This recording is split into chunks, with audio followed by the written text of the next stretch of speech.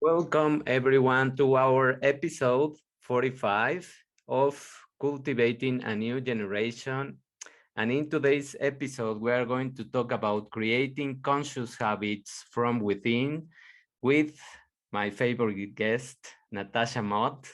And we are going to talk about all the things that maybe sometimes we don't have in our system because we are distracted with what is happening outside. We sometimes feel frustrated, and something that I have noticed right now as the year come is that fewer people are taking the energy of the new year with them. So I don't see them motivated as other years. I just see that people are being turned off by what is happening in the external environment, and we really need to step away from those kind of energies and take back our control, because habits is the most important things to create a different life, no? So thank you, Natasha, for being here. And if you want just to give to the people a brief introduction of your work so that they can know you again. Absolutely. Thank you so much for having me, David. I really appreciate that. So I have shifted from a very corporate world in marketing for some highly technical companies to really start kind of like looking at my health and then offering these services to other people. So I connected to the more of the energetic side of things, where I became a Reiki master. I also do craniosacral therapy, and I work within the Akashic records as well. And it's really accessing one's soul's blueprint to really navigate this world physically, mentally, emotionally, etherically. So it's not only the physical body, but looking at ourselves from a multidimensional perspective. And this is a great time to start looking at our habits and looking at what does work and what doesn't work. And our lives have shifted very, very much in the last year and a half. So it is very important to kind of like take stock of, how am I living my life? And the wonderful thing about these times is it's actually brought to the surface my work-life balance. It started bringing to the surface, what am I eating? Because all of a sudden our favorite restaurants shut down for a little while, our favorite takeout places shut down. So what am I putting into my body? And then kind of like looking at that aspect of what am I putting in my mind? So those days of Netflix and chill, I started actually, so just on a side note, it is very important what we put in our minds because, for example, I was watching a movie that was very, very suspenseful last night, and I found that it wasn't Netflix and chill. I was actually sitting there with stress as to what is happening. So it wasn't very much of a chilling experience, even though the movie was great. So it's looking at the quality that we're putting in our body, in our minds, how we're servicing our emotions.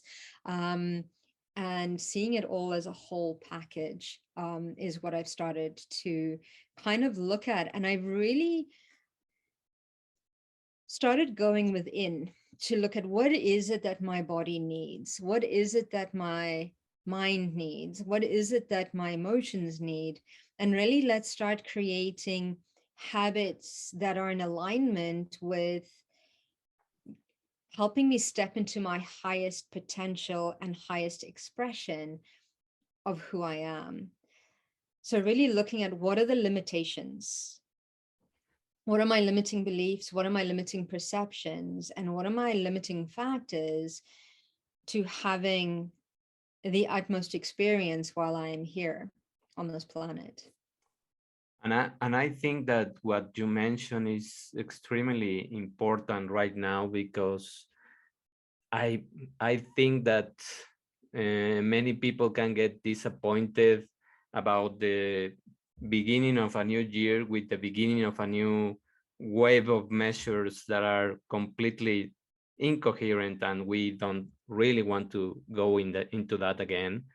So if we let the external environment to decide what we are going to do with our lives, then we are lost, because we have seen in this past almost 2 years that what is outside is still getting fixed, getting accommodated, or getting in line or in alignment. And we cannot wait for that. What is inside of us is what we can start doing changes, and we can start taking a much more conscious impression of what we want. And what you mentioned is, take time to ask yourself if your life has functioned in the past 1.5 or almost 2 years, and take account of the time that you have had for yourself, of the schedules of your work, of the food that you are eating, of the things that you are watching in any of the platforms. That of course we have time for distractions or things like that to have our mind rest, but also pick the things that give you some kind of message or some kind of peace in your life, and that can awaken that curiosity about your life. Because many of the shows that now we have seen, they are also scaling up in terms of the awakening lessons that they are giving us. They are more extreme in the things that they handle, but they make you see your life through the life of other people. So when we reflect on that, we can just relate very easily to what we are doing, and to see and to say that that happened to me with this or that person, or with my parents, or whatever it is, the show. So take time to do that, and start taking the message from the outside that if you are not responsible of your own life, no one will be. No one will be, and you cannot trust what is being sold outside, because it is also something that we know that it doesn't work like that. You can get, or you can ingest as many pills as you want, as many artificial aids as you want, so that we don't mention the names because we can get banned. So whatever it is that is external, whatever it is that is being advertised by the companies, you know that it doesn't work. You know that what works is what is inside. What works is your amazing body. And knowing your body should be more interesting than knowing any other device. So that's what being conscious about your habits is. Absolutely. The other thing that I've taken is I've started looking at things as things not happening to me, but happening for me. So why is this happening for me? Why have I created this surrounding? And I know on a bigger kind of like as a collective, we have chosen what is happening at the moment so that we have this opportunity to reset ourselves in all the foundational structures of society. So education, medicine, finances, governmental systems, everything is kind of like being stress tested at the moment. And I also have a look at, okay, what's happening on an external environment is also happening on an internal environment. So we've been looking at kind of like within ourselves, kind of like how are we being stress tested at the moment, and what can we include to be able to manage that in a way that is the best conducive way or conscious way of doing it, best for our health. And you're absolutely right that no matter what, our internal GPS, which I call intuition, which is your gut instinct as well, always knows best. We know best. Internally, there's this innate wisdom that we know, which is why when we go visit a doctor, the doctor says X, Y, and Z, and there's a resonance with that and going, okay, yes, this is going on. But sometimes there's a like, maybe I need a second opinion, kind of thing. But we need to trust that gut instinct, in knowing that, okay, what is in the highest and greatest good for me, more than anything. And you're absolutely right. We've been conditioned to look outside of us for happiness, to look outside of us for love, to look outside of us for a whole bunch of other things. And I think it's a little bit unfair because we place that responsibility on our partners, on our children, on our friends to make us happy, to love us. But what is happening is that we're missing the point, is that nobody's coming to rescue us. We need to rescue ourselves. So give ourselves the love that we need, give ourselves the happiness that we need, but it's by creating those habits that actually help us. So I am happiest when I wake up in the morning, I work out, I do my meditation, I do my yoga, I journal, I read, I have this miracle morning that I created for myself. And if anything is missing, so if I go 2 days without meditating for some reason, I feel off balance. But Yeah. it's finding what is that for a specific person. I mean, that might sound like torture for some people, but it's finding what is the habit within them that steps them into their highest expression. So just like we have bad habits, we can create good ones to replace those as well. Now, for us, I look at a lot of patterns. So, oh, it's a pattern. Oh, I see this in my mother. I'm turning into my mother or my father or whatever it is. Once we realize those patterns, so for example, another one is like, I find myself back in the same place over and over again. Why do I date the same type of jerk over and over and over again? This is a pattern. Well, once that comes into our consciousness that goes, okay, I have a pattern of self-sabotaging or codependency or whatever it is. Once we become conscious of that habit or that pattern, if we continue to do the same cycle, then it's not a habit or a pattern, it's a choice. Yeah, exactly. Okay. So this is where we're starting to shift into that. Okay, what do I need? And I'm also in the process of finishing writing a book with a co-author of mine, Kellyanne Bass. And in there we talk about things in junk food or soul food. And it's okay to have junk food once in a while, but what are we putting into our minds? Junk food, soul food. What are we putting into, the people that we're hanging out with? Junk Yes. food, soul food. What are our habits? Junk food, soul food. What type of sex are we having? Junk food, soul food. And it's Everything. putting things into everything. Is it junk food or is it feeding my soul? And there's no judgment either way, but if you're going to do it 100% and don't feel guilty. It's a choice, but it's kind of like every choice has, it's Newton. For every action, there's a reaction, right? It's kind of like one of those things. So, That's the scaling effect, no? That's the building up effect that eventually, if you keep choosing what you know that is not healthy for you or the junk choice, yeah, of course, that is going to permeate and be pervasive in your health. In terms of your whole health, I'm not talking about your body health. I'm talking about your soul. I'm talking about your mind. I'm talking about everything. Because right now, I think by 2022, you have understood that we are not separated. It is not the mind, the body. It is not like that.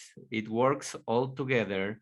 And we have to finally address that as a whole, and taking the choices as you mentioned. No, it's just like every time we have time to take a decision, we have that space where we can just insert one question.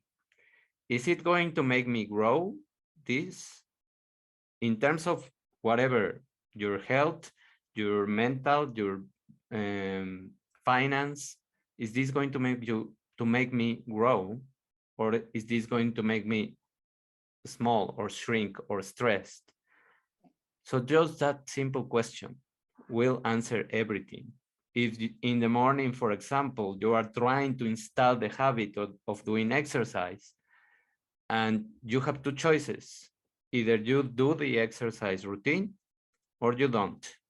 So what happens if you don't do it? How are you going to feel? What is going to happen to your body? What happens if you say yes? So just answer those questions, and the answer will be get up. Your brain won't think about that because your inner wisdom will tell you get up. So listen to that voice in that moment, right after you make the question, and don't even think about um, putting a snooze to the alarm or staying in bed because it's cold. No, take the step towards growth and take the choice, because that moment is where you have the power of deciding into expanding or going down or staying in the same place. That is actually the definition of dying. Even if it scares you, you are, if you are not growing, you are dying. Yeah. Because everything has to grow. That's nature. Have you seen outside and just take a look at your window, watch and witness all the plants, all the nature, all the trees, everything that is outside is taking the choice of growing. Any plant or any nature made uh, sentient being is taking the choice of dying, or is taking the choice of not growing. So we are by nature being called to do what is best for us, and don't wait the marketing to tell you what to do, because that can be also leading to frustration. As Natasha mentioned, what her routine or my routine in the morning is might not be for you, might be a struggle, might be draining for you. So find your own routine, but find it asking the question, is it going to make me grow? That's it. No? Absolutely. No, I absolutely agree. And then there's also the a lot that's been coming in as well is that we control our mind. Our mind doesn't control us. Um, where if we let it go, it creates this habit and makes it a little bit harder to break. But the good thing about habits and making conscious habits is it's like going to the gym. At the beginning, it's a little bit hard and the muscles hurt and all the rest of that. But once you get going, you start to build that muscle. It's like any habit that we're trying to instill, there needs to be determination and discipline to get up and do it anyway, until it becomes a habit that is kind of like just part of your daily routine, which is very, very important. I also think a lot about, starting new habits is we tend to look in the past. So, I've always done this, and it's almost kind of like drawing a line and saying, okay, the past is the past, but what am I choosing to do in this moment? What am I choosing to do today? The past has happened. We've learned from that experience. Hopefully, we've grown a little bit wiser, a little bit more knowledgeable. But it's what do I do in this moment? How can I live this moment to the fullest and create that every second of every day is a new beginning, every breath is a new beginning, and we don't have to wait until tomorrow. We can start in the next hour, the next minute, the next second, and say, okay, I've fallen into this old habit. How do I change this now moving forward? And I think it becomes important, the discipline and determination that we need to create something new and continue at it takes quite a lot of persistence. So it's like you say, sometimes it's remembering the why. It's because it's growing me. It's because it's expanding me. It's because what I put in to my body, mind, and my soul now will be reflected 10 years down the road. So it's looking at, where do I, how do I treat this vehicle, which is the only thing that's going to be with us for the rest of our lives. Yes.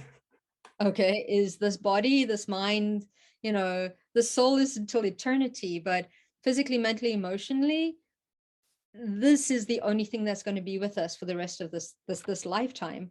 So we really need to take care of it in all aspects of what it is needed, so that when we find ourselves later on, perhaps we're not where our parents are or our grandparents are, where they finding it hard to be mobile. And that's why I think older generations are looking a lot younger and being a lot younger, and because they're a lot more active and they've had it in these habits that support them later on, because that's how you see what the habits were consciously created at, and maybe they didn't have the luxury of that, but we do in this lifetime. So it's like, what am I doing now? I'm creating my future. So how am I creating that in this very moment, right? The past is past, it's done. We need to learn from it. We've expanded it. It's brought us to where we are now. But the important thing is what are we doing now in order to move? And a lot of the times we've been very reactive, and this is where we become conscious so that we can respond. Because once we've created these habits, and it's not about onwards and upwards, it's about inwards, upwards, and then onwards and moving forward. So it's going within, what do I need to allow for that conscious expansion so that we can move onwards in the flow of stepping into our highest potential. Yes. Moving forward. And that is by following our joy, following our health, right? It's like one of those things, if you look at the Feng Shui Bagua map, the middle of Feng Shui is all supporting health and joy. Because if you don't have any health and joy, you don't have anything. It doesn't matter how much money you throw at your health. If there's something that money can't fix, like it doesn't matter, So it's one of those things of, and I read this very recently on a meme, actually, or a thing. It's like, if you don't make time for your wellness, you're going to have to make time for your illness. Yeah, I love that. Yeah, if you don't look after your health, an illness is going to come along that you're going to have to make time for. Yeah, So exactly. investing in your health now is of utmost importance. Which is something that I think still on up to this time, people question too much and they become stingy about spending money into wellness, when in fact we know, and you can just wait and see, that if you don't do it now, then you will have to become not eternally, but for a good while, addicted to depending on a pill while you take back your health. So that will be more expensive, and that will be just a secondary option that is Right. not going to give you real health, and is not going to give you the future that you want. Don't expect to have a decent or a graceful old stage if you are not taking care of your health right now. So just think about that. How do you want to be in your 50s, in your 60s, in your 70s? So that's all you can do is right now. It's going to build the effect. It is hard because you have that chip in your mind.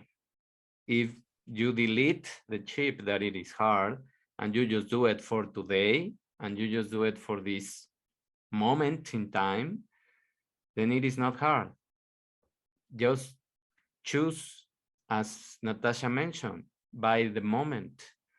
In this moment, in this day, what is my best choice? Eating that junk food, watching that movie, If it is not, don't do it. That's your answer. That's today. Tomorrow you will worry tomorrow, or you will do it tomorrow. No worry, you will just decide tomorrow. No? Absolutely, absolutely. Um, Dr. Joe Dispenza has a really good book, and I think it's called Breaking the Habit of Being Yourself or something like that, that talks about how the programming actually works with your mind. And then when your body's trying to take over, the mind's like, what? I've ran this show for such a long time. What do you kind of change things? Yeah. And that's why sometimes change is a little bit difficult. But every day, determination is wonderful. So I'm quite lucky that the clients that tend to come and see me are clients that want to change the world. That's part of their soul blueprint, is to change the world. So for about 5 years, where, a lot of people were like, oh, this is, the world is going crazy. I started getting all these youngsters that started coming in that don't quite fit in. And they were like, you know what, I'm going to study law because our legal system doesn't work for us. So I want to change the way we do law. I want to study medicine because medicine isn't, everything, and I want to change the way we do medicine. Or I want to study architecture because I want to put in the energetic frequencies of sacred geometry to help, people that are going into these spaces so that they're more conducive to receiving the service that is there. So for me, it's been super exciting. So as these changes come in, not only we're looking at, okay, from our own perspective, but what I've started seeing, for example, in the medical perspective, and this really excites me, is that even if we look at traditional medicine, science, natural therapies, and say, for example, psychology, it's all been very kind of like separate and boxed out. Yeah. So it's what I'm seeing coming together now is all of these systems working together. So for example, um, like, going to a doctor's office, but they would basically look at you from a physical, mental, spiritual perspective and bringing in that emotion. So what are you bringing in? So it's really looking at yourself from a holistic point of view. Because from my point of view, is like when something manifests itself in the body, it's the last protocol. Yeah. It's already been through your mind. You've already fueled it by your emotions for years and years and years. So by the time it's represented in the physical form, it's already worked its way through. So we need to tackle it on all levels. And all these medicines have a limitation of some port. So it's great because we're going to start seeing a lot of collaboration in all of these structures. So not only the medical, but the education, because we don't teach our children at the moment, wholeness, natural kind of like, well, there is pockets that are but there isn't a subject that they add in well-being, where meditation, looking at the food, looking at, all the rest of that, or even teaching them kind of like how to do their taxes or what is important. It's like we teach our children to go out there, get a job, be a slave to the system, not, hey, you know what, you could create something, follow your joy. How can you be of service to society? What do you love? Kind of like allowing that expansion. And I think these last 18 months have really started looking at things from a different perspective. And I know finance is going to change. All of that, we're starting to look at things of kind of like simplifying our lives. All sorts of stuff is starting to surface, to be looked at, to be changed, so that it is conducive for a more holistic way of looking at things, in a more holistic, complete way, conscious way of living. So that is what I've been finding. And this is what excites me. So especially I think in 2023, it'll probably be time to start to rebuild, but we are stress testing all of our systems externally and internally as well. So like you say, this is come at the exact right time. So what protocols are we putting in our place, physically, mentally, emotionally, and spiritually, that will actually help support us for any changes coming forward. And our body is so adaptable, which is incredible. So we're resilient. The human race is extremely resilient, but it's time to become conscious and really focus on what is it that we're trying to create, and create that every moment of every day. Yes, it is the as you mentioned, to watch the whole picture of what is happening with us, not separate the things, because we are also very much programmed about that idea that if you start having symptoms of something, then that little thing that is giving you symptoms is the root cause. That's what you are programmed to think. And then you can just take a pill and take out the pain. That's the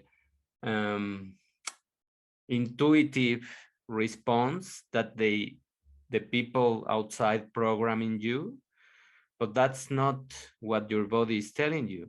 If your body is giving you some kind of pain in whatever the body part is, as Natasha mentioned, and I was just reading an article about emotions today, of how they are just expression of a vibration, which is going to expand through a web of neural architectures, organs, certain kind of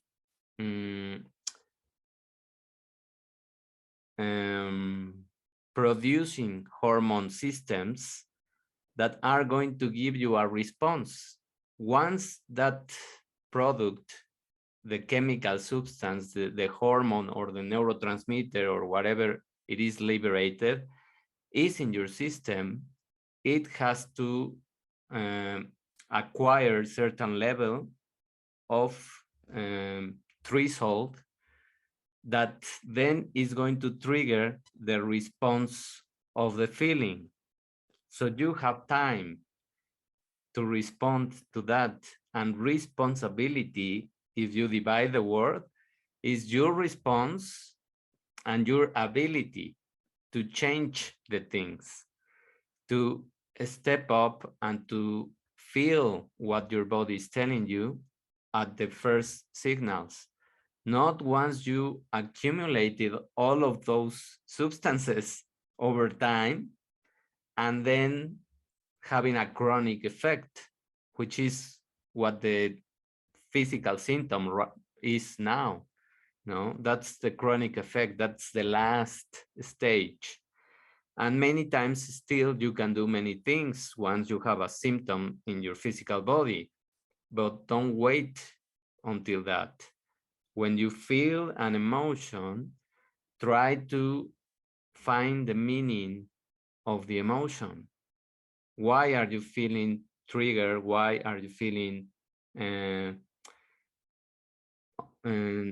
without confidence? Why are you feeling confused? Why are you feeling hesitating? Whatever the response is, just ask why, and you will see what your emotion is telling you.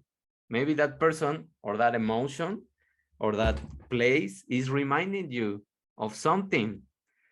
So just go back and see, I know why I reacted like that, because it reminded me of something that happened to me that was very uh, stressful or hard for me.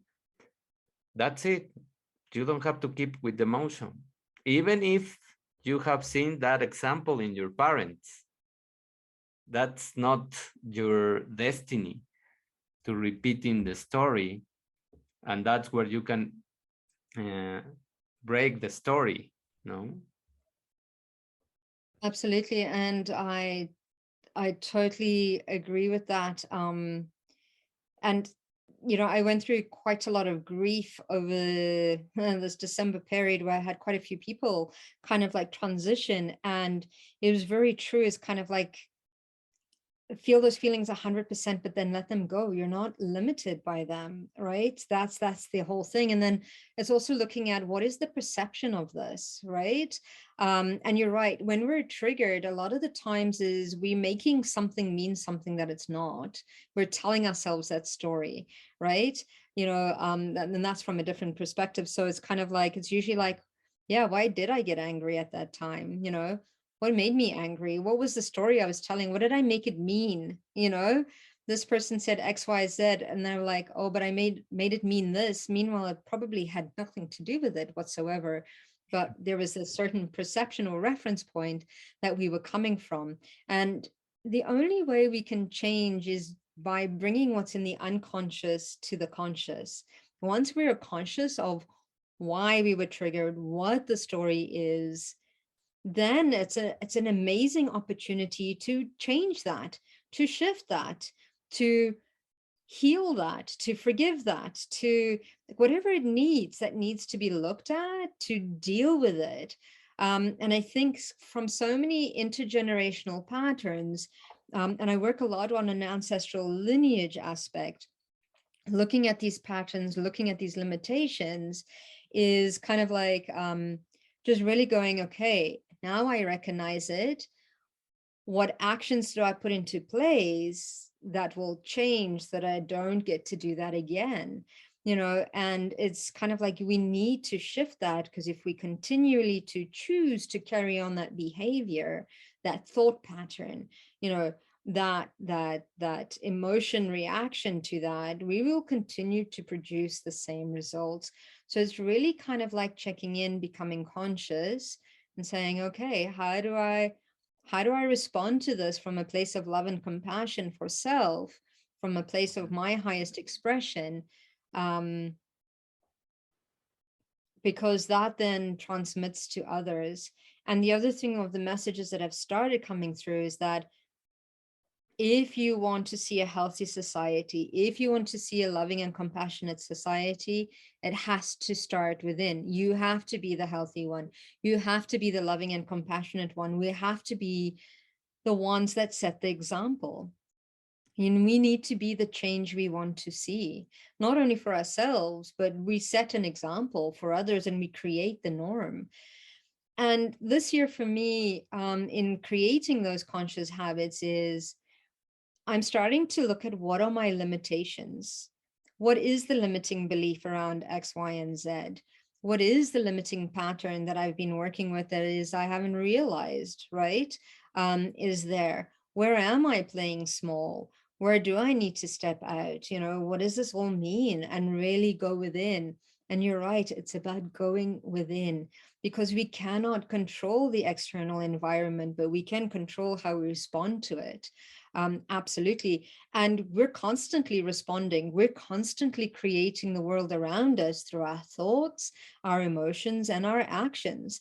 So this is where we need to change, it's all within ourselves. We can't change other people. We need to change ourselves, and we need to set the example of what we want to see. Yes, because every time we have an encounter with a person, we bring the energy with that person. So if we want the other person to be in a happy mood, in a joyful mood, we need to arrive with that mood. If you start with complaints, if you start saying your sad story, well, that's what you are going to get. You are going to get the same from that person, and you are going to create a cycle. That doesn't mean that you cannot express yourself. It just means that once you get it out of your system, change the subject and try to talk about something that you can do, finding a solution and giving a response from a different perspective. And if something doesn't work or hasn't worked in the past, you can just look at that and try to release it also. And don't feel blame about releasing or about quitting something, because many things we can have certain perception that is going to work and we can create an expectation, but once we put it in place, it might not be the best way to do it. And you can just test that by doing it and then reflect back on the result. If it didn't work, it doesn't matter. It doesn't make you a failure. It doesn't make you a someone that is quitting. It's just giving you more information about what works. Yeah, and I absolutely agree with that. If we, and that's one of the great questions, if we continue to find ourselves in the same space, is really stepping into that space of observation and asking the question, how am I still benefiting from being in this situation? Yeah. A lot of the times it's not, or a lot of the times you're like, well, if I play small, that means I don't risk anything. That means I won't have any heartache. And it's kind of like, but do we want to continue on like that? No, we need to expand. But it's asking, how am I benefiting from the situation? Because we continue to play the same situations over again. But it's asking really, yeah, how am I benefiting? And a lot of the times it's like you're not, you're really hurting yourself more than, or harming yourself more than helping yourself. Absolutely. Yes, and speaking your truth also, because if we are talking about a relationship or a friendship that is not working, just say what is not working. Say the things, because other persons are not going to guess what you are thinking, and they are not going to feel what you are feeling. So it's your own story, it's your own body, it's your own mind that is giving you the information. But if you don't express it, the other person is not going to do anything, and you will be stuck. That was, I think, that the most common word in 2021. It was people feeling stuck. That's what I listen a lot of times. And being stuck can happen because you are continuously moving forward. Whether you want it or not, you are choosing, but you are doing something. Things are changing. That's the nature of things. You cannot stop change. You cannot stop the last words that I mentioned. They are already gone. They are already changing someone's story or someone perception.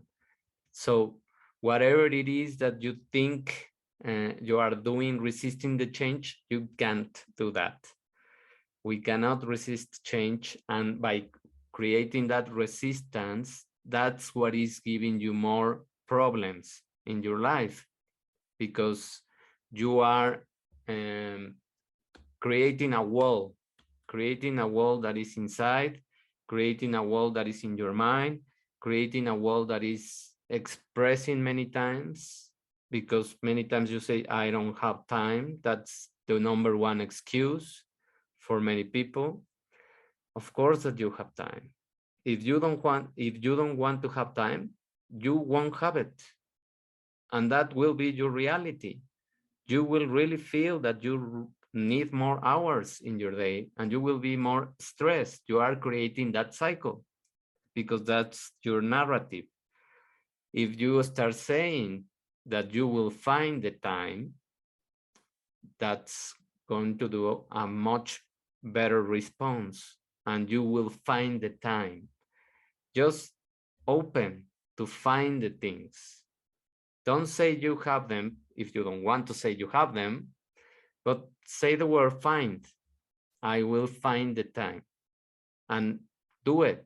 Because if you just make a note of your whole day, how it begins, and what is the next activity, and what is the next, and what is the next, and what is the next, you will arrive to one point of the day where you are wasting time, where you are wasting time in distractions, in the devices, and in all those things.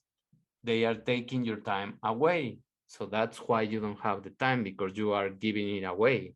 No, it's like, I don't have money. Yes, you don't have money because if you analyze your life and how you spend, you will see that many times you have not taken the good choices or you are giving it away. No, and thinking that you don't have money, it's going to make you have less. So step out from those limiting beliefs, as Natasha mentioned. Make a list of the things that are limiting in your life and just write them down and see if they are real. Because many times they are not real, they are just your choices. And they are your choices because those were the examples. And those were the examples because they were other person's story, which doesn't have to be yours. You can change the story anytime. It's your movie. It's not your mom's movie or your father's movie or your grandfather's movie. It's your own movie. So choose the music, choose the scenery, choose the characters that you want in your movie and play it big. Play it like if you want to make a blockbuster of of your movie. That's the only one that you have. You don't get another one, at least with the memory. I mean, you will get many other movies, but you won't remember probably. So this one, try to make it your best one. Absolutely. And I agree, we make time for the things that we want to make time for. But what happens is when we resist something, and it was a great example of placing that wall, what you resist will continue to persist. So what I usually say is choose it, because if you choose it, you're consciously taking control, grabbing the bull by the horns and going, okay, I've wrestled with you, I don't want to wrestle with you anymore, let's hit this dead on. And if you choose it, you come from a place of empowerment, right? Because otherwise it's going to continue to stress you out. If you have to choose the conversation, it like, choose it, get it over and done with, because it's more stressful to skirt around the situations than it is to choose it. And as we choose it, we start to grow and expand as well, which is amazing. And you're absolutely right, it's all about choice every moment of every day. And one thing that happens when I look in it from an Akashic perspective, when we created our soul's blueprint, we created every possibility and every probability based on every decision we will ever make at any moment in time. So as we make the decisions, big or small, it shifts us into a timeline, a reality that has that vibrational frequency that is matching. And that's, like you say, we are walking magnets. And what we say is, if you were to say we are, like, I usually joke, I say, humanity, we're spoiled brats, because the universe or the creator is always saying yes. So even in the power of our words, if you say, I don't have money, the universe is saying, yeah, you don't have money. If you're saying, I don't have time, the universe is saying, yeah, you don't have time, because that is what we're magnetizing towards us. And that's why working with affirmations is so powerful in reprogramming your subconscious, because you're changing that inner dialogue, you're changing that vibrational frequency to, I have money, I have time, I have choice, as if it is here, it is positive. And I know that the subconscious mind does not relate to negative. So no, not, whatever it is. So we have to Yeah, say it in a doesn't. positive frequency, in as if you already have it, and feel like you already have it, because that is what you're drawing towards you. So one of the exercises I usually give a lot of my students is I get them to actually ground center, go within and journal. If time and money were in abundance, how would they carry out their day from the time they wake up in the morning to the time they go to sleep? Document how their ideal life, putting time and money on a back burner, and then going, okay, so once they've created that, Feel it as if it's already here as you're creating it. I smell it, I see it, I sense it, I feel it. What does it feel like to be this, And then once we look at that, is like, look at, okay, what can I implement today that is part of this list? So for example, oh, I want to wake up and I want to have a personal trainer come and see me. You might not be able to afford that personal trainer just yet, but you have a training that you can put on YouTube, or you can have a yoga session right there in your own home that you don't have to pay for it, in this moment. But what's happening is you're bringing in that energy of that frequency of what the world, the future you're trying to create in this moment. So what can I bring forward? How can I bring this forward into the right now? Because that's what we're magnetizing towards us constantly. So we are constantly creating the world around us. We are the creators of the world, and we create it with the quality of our thoughts, fueled by our emotion, put into place by our actions, is how we create the world around us. So if we want to change the world around us, we need to be in the habit of going, okay, I'm not going to worry. What would I rather see in its place? And how does that make me feel? Because when we're thinking and worrying, we're re-traumatizing the body, because the body doesn't know if it's happened or if it's already happening. So we need to use that to our advantage, right? We need to go, okay, no, I want to feel excitement and gratitude for my life, and act on being excited, act on being grateful, and we will bring more things to be excited about. We will bring more things towards us, or attract towards us what we're putting out. So that is how that works. And we have to control that conscious thought of what we're bringing in. The other thing is, our thoughts are so powerful. Dr. Bruce Lipton also talks about it being our external environment, because your trillions of cells are listening to what you're saying and reacting to it. So if the quality of your thoughts are not the quality of the thoughts that you would speak to your best friend or your child or anyone that you love, then you shouldn't be talking it to yourself. And I don't use the word should very often, because it's like one of those things, because it's judging. But one is, like I say, this is the only thing that's going to be with us for the rest of our lives. And we need to treat it as a sacred vessel. What quality are we putting into our lives? Because that is the quality that we'll get out. Absolutely. Quality of our thoughts, quality of the love, quality of the connection, quality of the people, quality of everything has to be in there. And the issue is that when we ourselves are depleted in any area, we are willing to receive any quality because we're depleted. And that's why we need to fulfill it ourselves. It is our responsibility. Happiness is our responsibility. It's really unfair to hand that responsibility to somebody else. It is our responsibility. We can choose to be happy. We can choose to be grateful. We can choose. It's always a choice. We always have choice.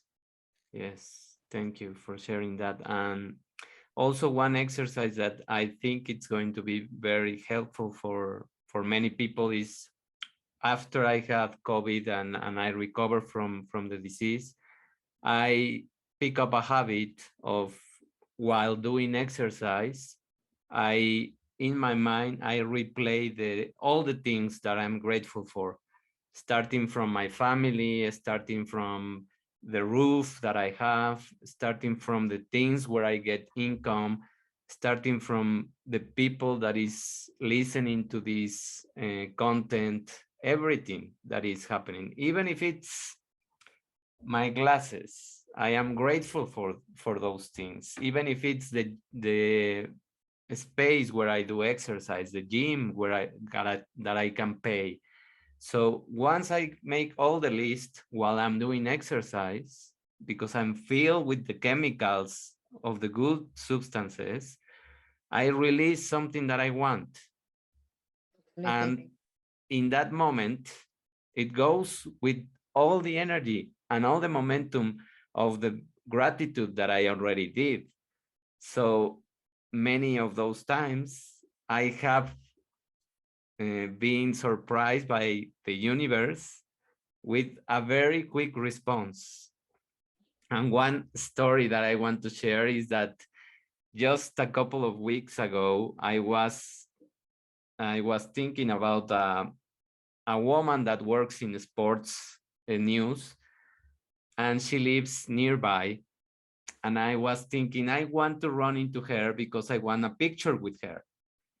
And after I did my gratitude list, I pictured that woman, and I said, I'm going to run into her and we are going to take a picture.